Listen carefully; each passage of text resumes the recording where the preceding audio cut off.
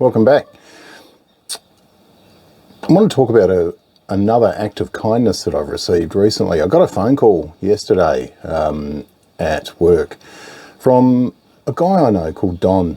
If you're watching, Don, thanks again, mate. Don and I don't hang out too much. Don and I see each other occasionally. He's a great bloke, a very generous spirited man.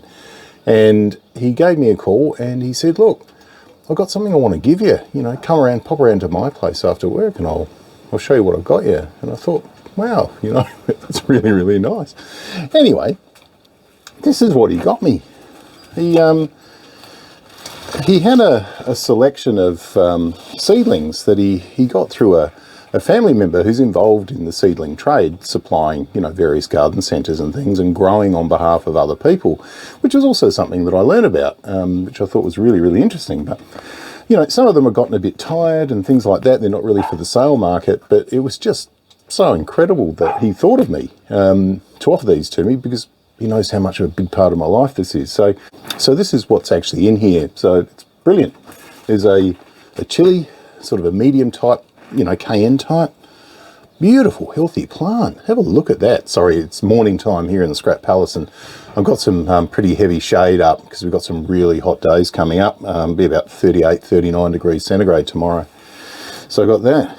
We've got a couple of punnets of Lakota pumpkins.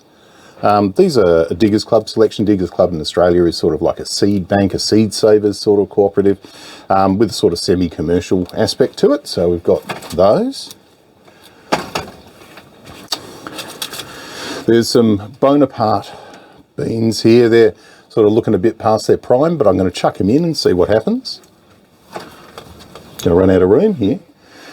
Again, we've got a couple of trays of Sugar Snap dwarf peas, Diggers peas, but they're pretty well bound together now. So I'm going to stick a few sticks through these, put them together in a little bit of a clutch in a shady spot and see what I get. And again, we have what? 1, 2, 3, 4 trays of mixed capsicums. Isn't that great? Absolutely beautiful.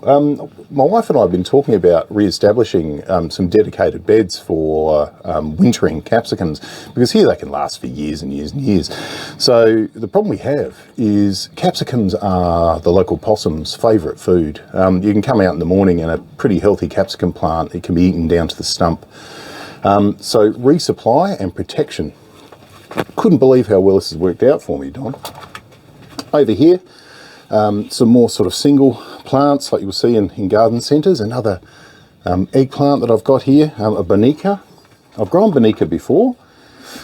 We've got a couple of sort of standard sort of burpless cucumbers, again, that are sort of a bit weathered, but beautiful and ready, already producing fruit. So a bit of rehab, a bit of, you know, seaweed sort of solution, tonic, that'll get them going again. So we have those. And we've got a variety of really overdone tomatoes. We've got some green zebras. I'll put these in, as you can see, they're already fruiting. These are looking pretty tired, but I reckon we'll get them back. We have just a mild chili. Now this one was looking in serious trouble yesterday afternoon when I picked it up, but a couple of days of, well, yesterday and today, a couple of good waterings, and you can see those peak leaves there really starting to pick up a bit, so that's great. What do we got here? An Apollo Improved. Now this looks like a nice plant. It's got a couple of fruit bases on it and nice sturdy setup, so I've got no doubt at all get fruit out of that. And another Bonica. Isn't that great? So there you have it. Acts of kindness, hey? Sort of reminds me that I've got to keep that in mind myself with both my time and my resources, you know, helping people out. Managed to help somebody out recently with a bit of fencing. We've got a bit of a dog problem, but that was something I should do more of. Maybe we should all do more of it. Anyway, so going to have a look around the garden, going to get a few of these things in. Thought you might like to have a look at how some of the plantings have gone. we're getting a lot of periods where we're getting female flowers, but the males aren't developing because it's been too cool. So a lot of the fruit is just moulding off. You can sort of see here how we've definitely got some set fruit. There's no lack of bees buzzing around, so no lack of pollination, but it's just quite incredible how the weather can play a role with this kind of fruit. It's just looking like a jungle, which is sadly the way I really like it to look. We started harvesting the borlottis a couple of days ago, so progressively taking away the dry pods. We've got quite a few more we've still got to bring in, but they just need a couple more days, and the next few days are going to be quite hot, so I think that'll set them up for harvest. Kale's just about finished from the winter spring crop. Barney has benefited immensely from his repotting, but down the bottom here you can see we're starting to get a few suckers are starting to come away, a few pups, so he really needs to get into the ground, and I've got a bed and a video planned for that. We've decided to sacrifice one of the vegetable beds that we think gets the least amount of attention. So Barney will go there. He'll be right in front of my eyes, be able to keep an eye on him. Paul at Urban Bounty asked for an update as to how my wheelbarrow bed went. You might remember I planted a wheelbarrow bed out, and I've got another one that I'm preparing, but just haven't quite got around to that. But I'll just show you how it's getting on. So here you go, Paul, as an answer to your question, mate. Basically, the bed's been planted out with a lot of herbs at the moment. You can see we've got some oregano that's getting ready to flower at the back here. There is some thyme. Got a tomato tomato in here, which is currently fruiting, which is excellent. And in here, some of Neil from Cool Climate Tropical Fruits in Canberra. They've some beautiful berry plants in here as well, which have given us tons and tons of fruit, and now sending out runners left, right and centre.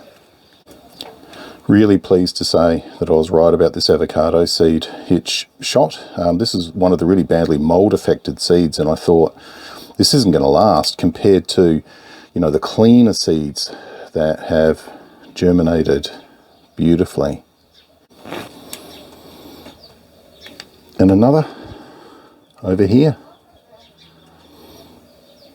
I'm thrilled with this. We thought we'd lost this grape. It's a mystery grape. Got it from Joe's Connected Garden, and yeah, we thought it was gone, but the shoots are coming.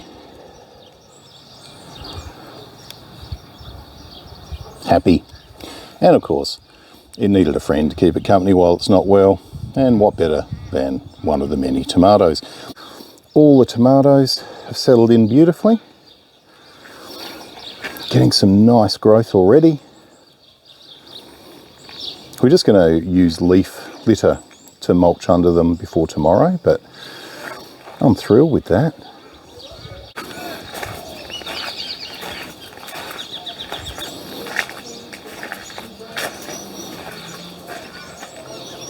What you doing? Thanks for coming around, having a look around a bit of the garden. I hope your own garden or homestead's going really well. And remember, an act of kindness, it always goes a long way. You always get it back tenfold, I reckon. And again, I've had yet another marvellous experience from somebody who thought of me out of the blue, and that's all you really want. So I'm going to drink my smoothie. Clearly I'm an overweight guy. I've got to lose weight. My wife loves me. She's trying to look after me. So, you know, we'll give it a go.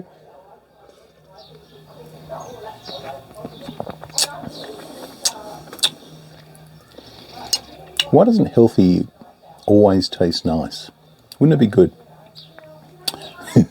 Not that bad. Take care. See ya.